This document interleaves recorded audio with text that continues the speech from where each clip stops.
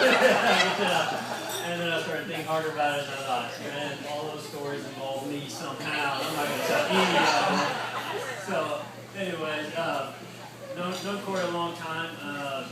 He spent most of his maybe junior and senior year of college, and maybe a little after his senior year, on the couch at my house. Nearly made my roommate flunk out of school.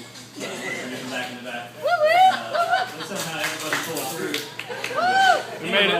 I'm a doctor now. I've been watching blow the girls for a long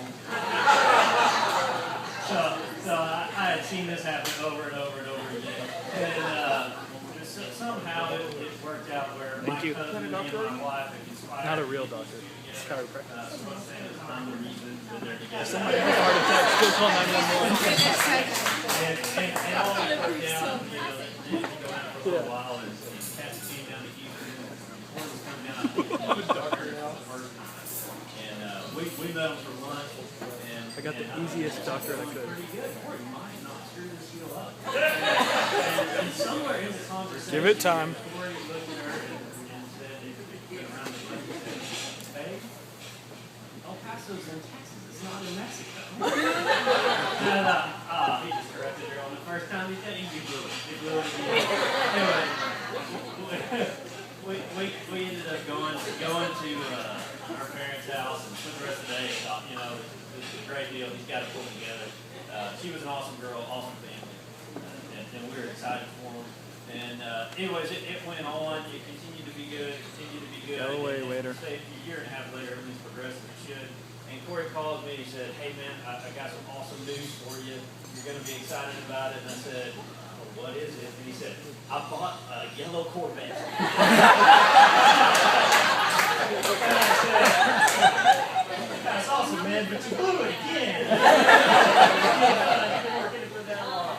Anyway, Clint's not listening. he called me back and he said, "Okay, I got a ring too, so we're squared away now that I got my bed in order."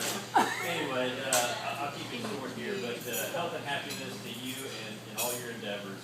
Here's to y'all.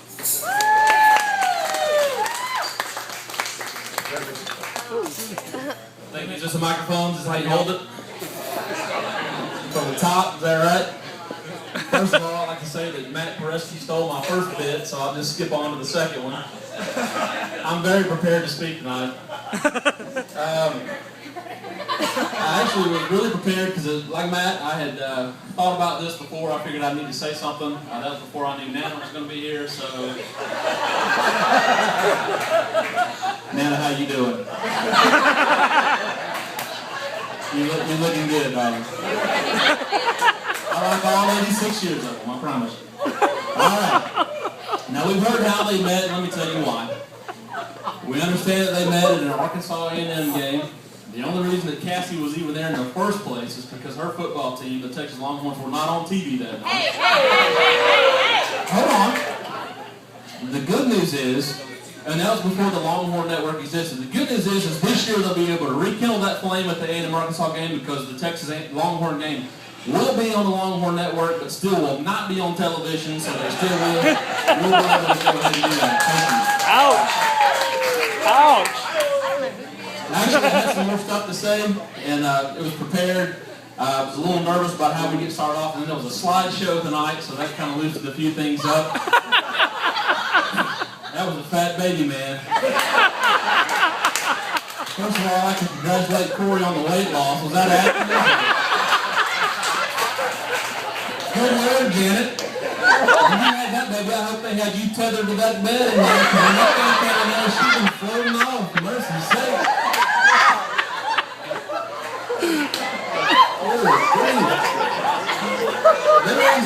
They asked Janet where she got her formula from. Was it Similac, Incremental? She said, no, I got it from GNC. It was protein.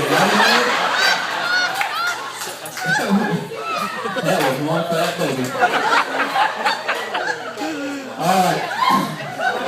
Allison did ask us, and this is prepared, she did say that you'd have the opportunity to toast or roast the happy couple and your choice. So I think I chose roast. A few months ago, I was actually watching the television and I saw a story how the Mayan calendar ended in 2012, and it got me kind of worried a little bit. So went and sat by my window, and I was kind of pondering life a little bit when it might end, and all of a sudden I thought I saw the sun crashing into the earth, and a few minutes went by and I realized it was just Cory and that yellow-ass Corvette came back. Good Lord, man.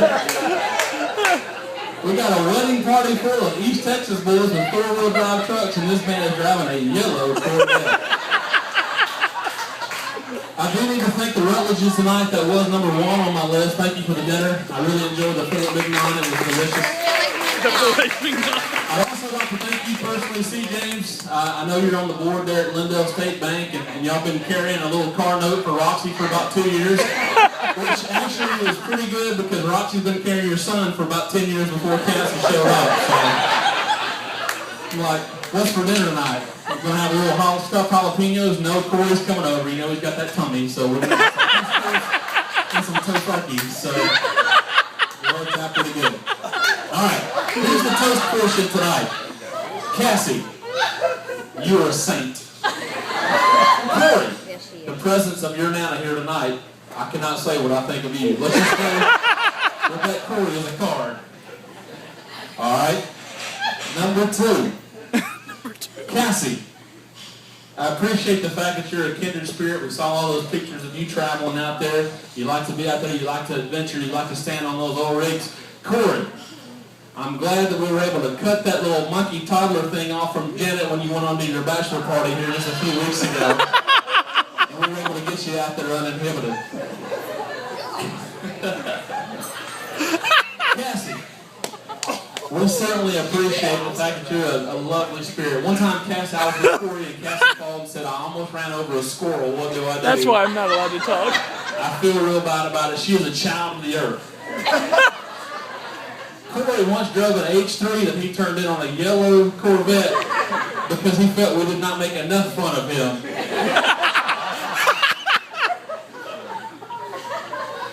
Cassie, I can't wait to see you beautiful tomorrow in your dress. I think we're all ready to see that. We know that's going to be a stunning. We know it's going to be a stunning. You're still told Double H work boots will not go with your tux tomorrow, so please get something else.